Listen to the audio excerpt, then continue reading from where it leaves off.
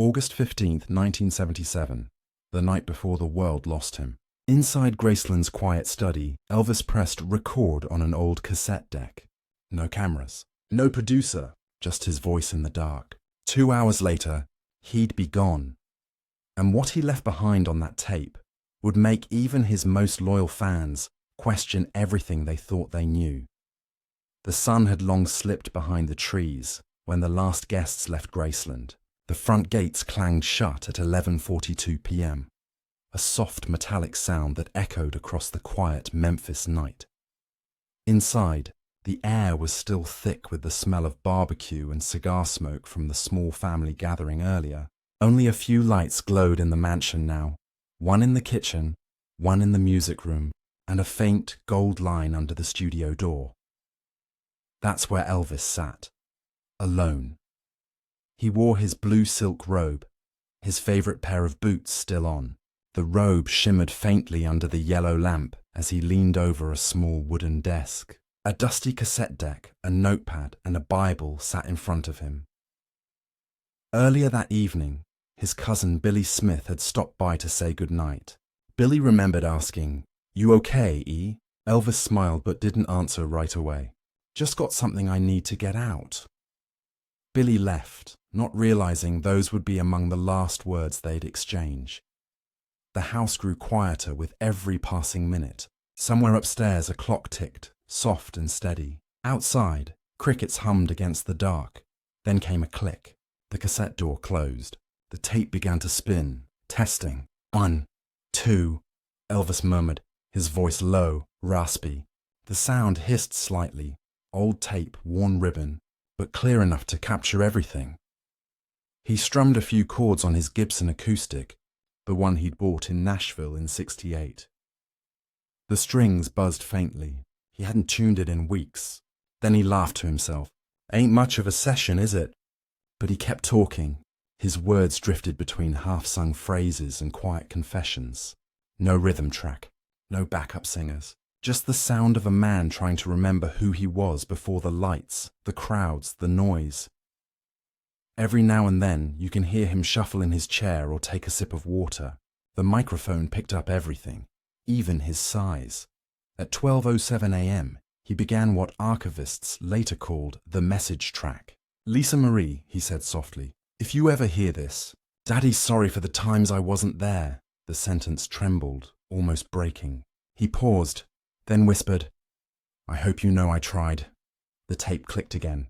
He switched sides. A faint gospel melody followed. The opening bars of Peace in the Valley. His voice cracked on the second line, but he kept singing anyway. The sound was fragile, human, painfully sincere. Outside, a thundercloud rolled in. The rumble caught faintly by the microphone. It felt like nature itself was listening. And then, as if speaking to no one and everyone at once, he said, "If I don't wake up tomorrow, let this be my goodbye." The tape spun for another minute before silence filled the room. The only sound left was the hiss of the machine and the storm beginning to fall outside. No one else was there. No engineer, no witness, just the king, his guitar, and a message the world wasn't meant to hear. What drives someone to record their soul on tape when no one's listening? Is it fear or faith? Down the hall, the clock struck 1. Elvis stood, slipped the cassette from the deck, and wrote 3 words on the label in black marker. Elvis Last Vox. He placed it gently inside a small tin box on the shelf, beside an old photograph of him and Lisa laughing at the piano. Then he turned off the light. That single act, pressing record, would soon echo louder than any song he ever sang. The summer heat in Memphis lingered long after the funeral crowds faded. By early October 1977, Graceland's gates were quiet again. Flowers wilted. Reporters finally left, but inside a small warehouse just off Union Avenue, a single brown box changed everything. The label read, EP 77 Sessions. Archivist Dave Johnson had been sorting Elvis's leftover reels for the Sun studio transfer. He was 42, same age Elvis had been. A slow song played on the radio, and he almost missed the box entirely. It was buried under paperwork, and a stack of empty film canisters. When he opened it, he froze. Inside lay one cassette, wrapped in yellowed tissue. Across the front, in Elvis's unmistakable scrawl, were 3 words: Elvis Last Vox. Dave turned the tape over in his hands. There was no studio code, no timestamp, no initials from any engineer. "What the hell is this?" he muttered. The handwriting looked rushed, uneven, as if it had been written in the dark. He slipped it into a drawer, intending to ask his supervisor later, but curiosity doesn't wait. By 4 p.m., he was standing alone in the mastering room, blinds half drawn, the reel deck humming softly. He pressed play. Static filled the speakers. A faint hiss, then a voice. Testing. 1, 2. Dave's stomach tightened. He recognized it instantly. That low drawl, that rhythm. Elvis Presley. He adjusted the levels, leaning in. Then the voice returned, quieter this time. "Lisa Marie, if you're listening," Dave's breath caught. Around him, the fluorescent lights flickered. For the next 3 minutes, there was only silence punctuated by short, broken phrases.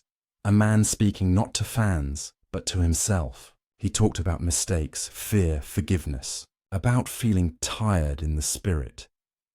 At the 2:41 mark, something unexpected happened. A soft thud, then the unmistakable crack of thunder. It matched a storm recorded that very night in Memphis. Dave checked the date log. August 15th, 1977. He rewound it twice to be sure. His hands trembled as he stopped the tape. "No one's supposed to hear this," he whispered. But word travels fast in small studios. Within an hour, 3 technicians had gathered in the room. One of them, Maria Lopez, a junior archivist fresh out of college, remembered the moment vividly years later. When he said, "If I don't wake up tomorrow." "We all just stared at each other," she told a reporter. Nobody moved, nobody breathed. The audio ended with a slow click, then the quiet whir of tape spinning out. For a long moment, no one spoke. The only sound was the machine's gentle hiss. "What do we do with it?" Maria asked. Dave stared at the cassette resting in his palm. "We lock it up," he said finally. "This isn't music. This is a goodbye. But secrets have a way of slipping through cracks, especially ones sealed in magnetized tape. What would you have done if you found it? Kept it safe? Or let the world hear his final words? Because once that cassette left Dave Johnson's drawer, there was no going back." September 4th, 1977. Sun Studio Archive, Memphis. The blinds were drawn. The air conditioner hummed faintly. 6 people sat in the small control room, all staring at a cassette deck that looked too ordinary to hold history. Dave Johnson stood at the console, shoulders tense. Beside him sat Maria Lopez, clipboard in hand, her eyes wide with curiosity and something close to fear. She'd spent the week cataloguing boxes from Graceland, but this one felt different, heavier somehow. Dave exhaled slowly and pressed play. A hiss, a soft crackle, then that unmistakable voice, low, intimate, fragile. Testing. 1, 2. The engineers glanced at each other. Even the tape hiss felt sacred. Then Elvis began to speak. His voice trembled slightly, as if weighed down by something invisible. "I've been thinking about what comes after all this." Maria wrote down every word. At the 34-second mark, the king laughed quietly. Not his usual stage laugh. This one sounded tired. "Funny thing about fame, it don't fill the house when it gets quiet." Nobody in the room spoke. He continued. "I used to think the noise meant they loved me, but maybe they were just scared to hear the silence." Dave stopped the tape for a moment, glancing at Maria. "You sure this is from that night?" She nodded.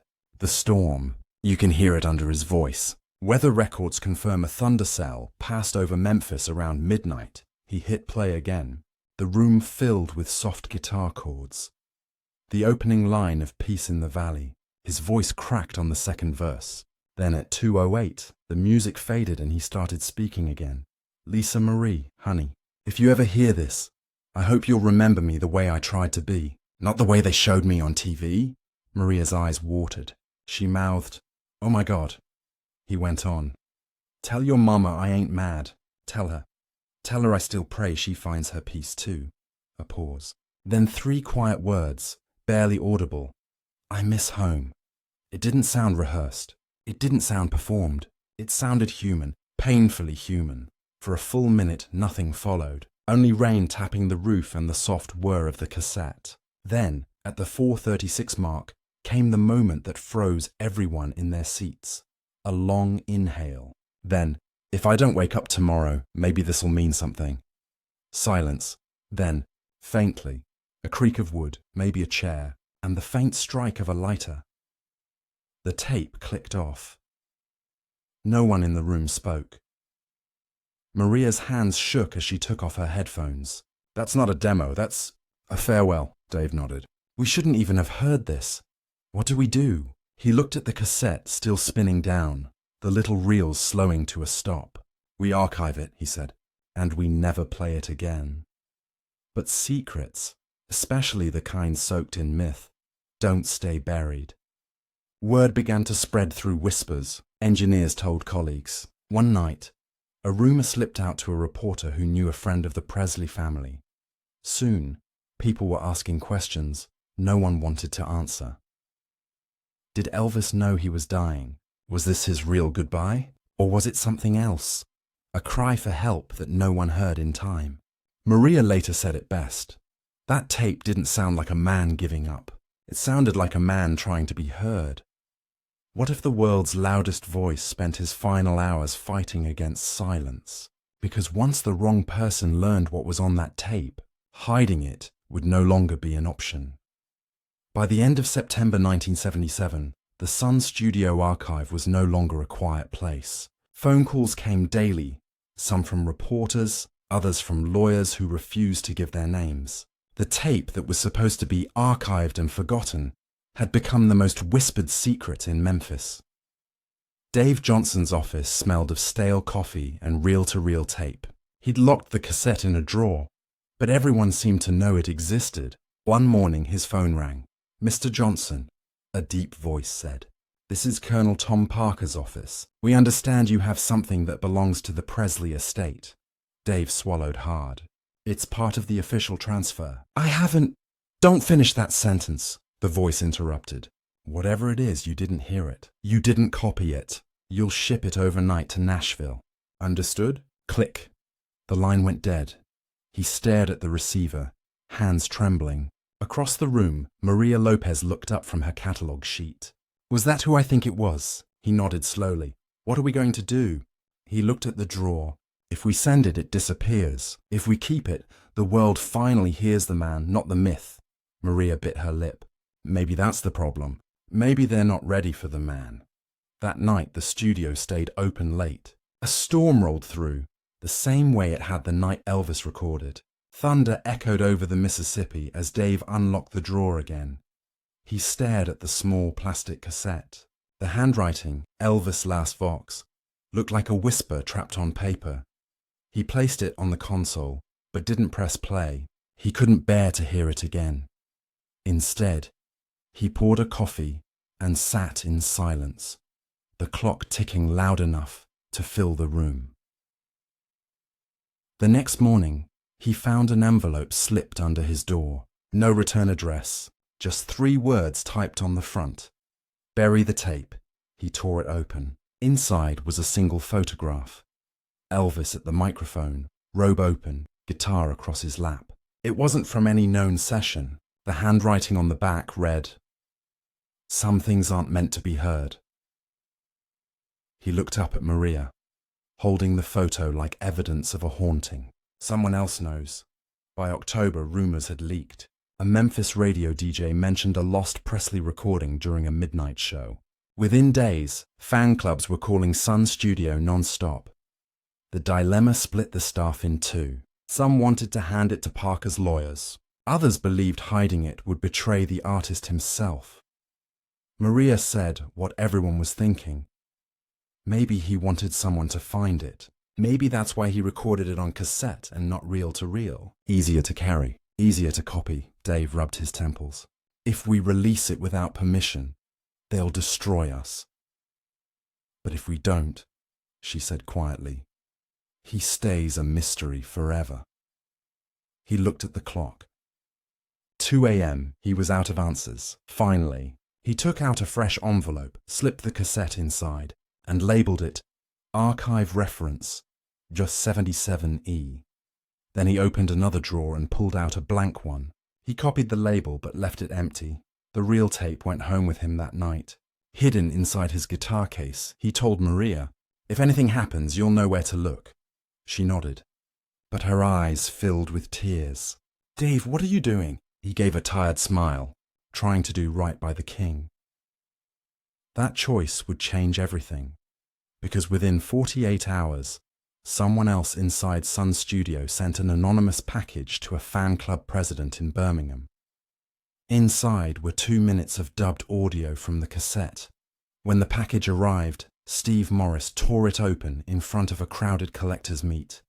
He placed the tape into a player, pressed play, and what came through those tiny speakers made the entire room fall silent.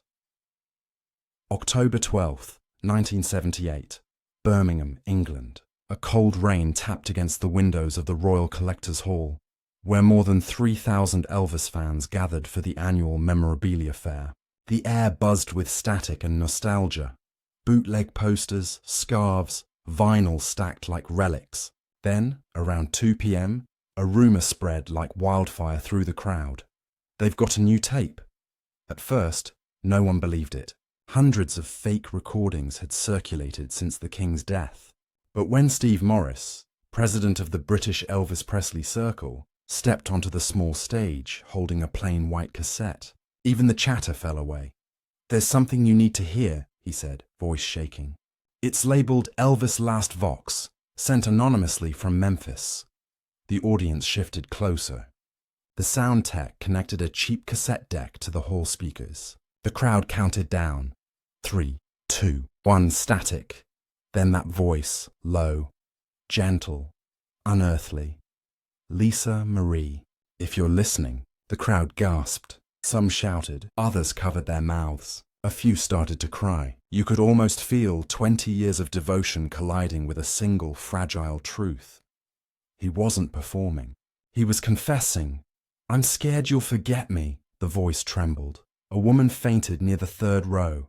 Reporters scrambled for notebooks. The echo rolled through the speakers like thunder through a church. Steve Morris turned pale, gripping the edge of the stage. Later, he told the Birmingham Gazette, "I'd listened to Elvis my whole life, but that was the first time I heard the man, not the star." When the tape ended, the room stayed silent. Then applause erupted, not celebration, but heartbreak in sound. By nightfall, snippets of the recording had spread through London's pirate radio circuit. Stations played 30 seconds at a time, wrapped in static and disbelief. DJs whispered, "If this is real, everything changes." The next morning, headlines screamed, "King's secret tape shocks world. Elvis speaks from beyond the grave." Back in Memphis, Dave Johnson woke to a ringing phone. Reporters, lawyers, strangers. Everyone wanted the tape. He turned on the TV and saw his own handwriting, Elvis Last Vox, printed across the screen. Maria Lopez stood frozen in the studio doorway when he arrived. "It's out, isn't it?" He nodded. "Someone mailed a copy. What now?" "Now we see what the truth costs." Within 24 hours, Colonel Parker's attorneys filed injunctions against every broadcast station in the UK. But it was too late. The sound had already escaped. Once words hit airwaves, you can't pull them back. By October 20th, bootleg copies titled HWN 77, Hours Before Night, circulated in underground record stores from New York to Tokyo. Fans lined up in rain and cold, passing envelopes hand to hand like sacred contraband. One London shop sold 100 copies in a single afternoon. The owner said, "Nobody even asked the price. They just cried." For the Presley estate, it was chaos. For fans, revelation. Across the Atlantic, newspapers printed side-by-side photos, one of Elvis in his gold suit, another of him in 1977, tired but smiling. Beneath it, a caption: "Maybe the king didn't need saving. Maybe he just needed to speak." What would you have done if you'd been there, hearing that trembling voice for the first time? Would you have pressed stop or turned the volume higher? Maria kept the original cassette locked away, refusing to sell or surrender it. "He left it for her," she told Dave quietly. "Not for us." Dave looked at her, eyes hollow from sleepless nights. Maybe. But maybe he knew the world needed to remember he was human too. The leak shattered the image of invincibility, yet it built something stronger in its place. Empathy, but in the shadows of that compassion, lawsuits and betrayals were already brewing, because when love meets money, one always loses. 2 decades passed, but the tape never stopped echoing. By 1998, it wasn't just a rumor anymore. It was legend. Every August, thousands of fans still poured through the iron gates of Graceland, candles flickering in their hands. They came to remember the man who taught the world what soul sounded like. But in whispers, they also came to talk about the tape. In a glass case near the trophy room behind velvet ropes sits a single framed cassette. A tiny white label reads, "Elvis Last Vox, August 15th, 1977. Beside it, a small brass plaque, "The night he spoke before silence." Tour guides never linger there long. They move groups quickly past the glass, past the flash of gold records and the gleam of stage suits. But every now and then someone stops. A father holding his daughter's hand, a widow holding a candle, a teenager hearing the story for the first time. They lean close, peering at that simple cassette, trying to imagine what it must have sounded like. A man alone in the quiet, talking to his child, not his fans. Maria Lopez visits every few years. She doesn't tell anyone who she is. She just stands in front of that glass, listening to the faint hum of air conditioning and the muffled voices of tourists.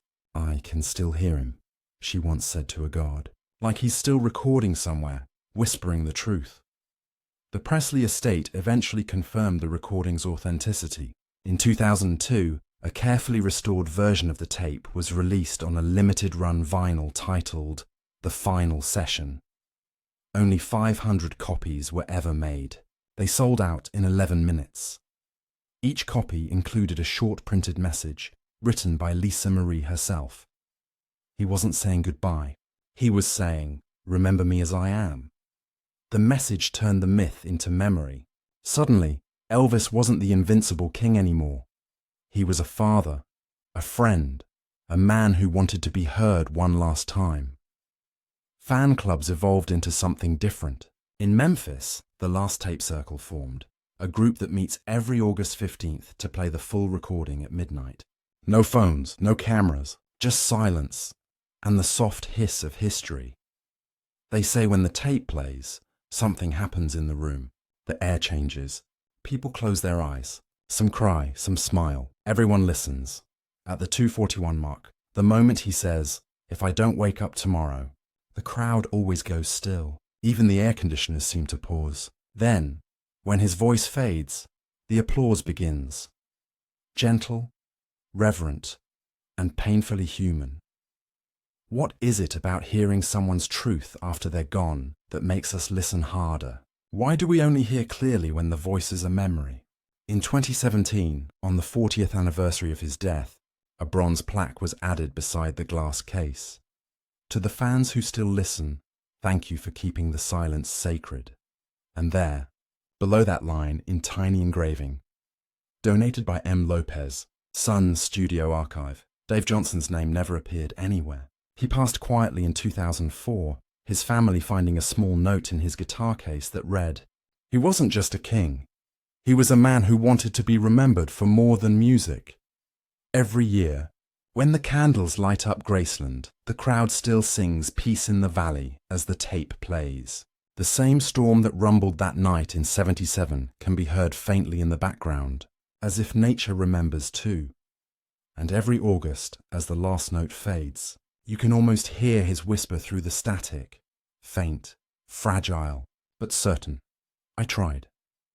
When the last candle burns out at Graceland each August, the grounds fall into silence again.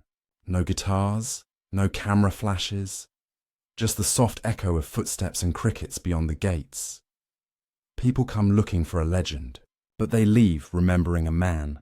Elvis's final recording was never meant to be sold, charted, or polished. It was raw breath captured on a strip of brown tape. Yet that imperfect sound ended up teaching more than any hit single ever could. For decades, the world had chased his image, the rhinestones, the fame, the lightning-bright performances. But in that small hiss between his words, fans found something deeper.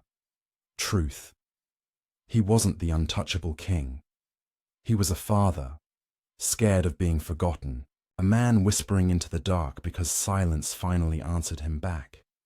And maybe that's what keeps the story alive. Every human being, no matter how loud their applause, carries a moment when they just want to be heard. Honestly, without the lights. Visitors still say that when they stand before the glass case and close their eyes, they can hear the faint click of the cassette turning over. Some claim they even catch a whisper, peace in the valley. Maybe it's imagination. Maybe it's memory. Either way, it reminds them that truth outlives perfection. So the moral isn't about death or fame. It's about courage. The kind it takes to press record when the world isn't watching. Because in the end, when the music fades and the crowds go home, what remains isn't applause. It's the echo of a man who dared to tell the truth before morning came. If this story moved you, share it with someone who still believes legends can be human. Tell us in the comments, where were you the first time you heard an Elvis song? And remember, someday we all leave a final recording. Make sure yours says something real.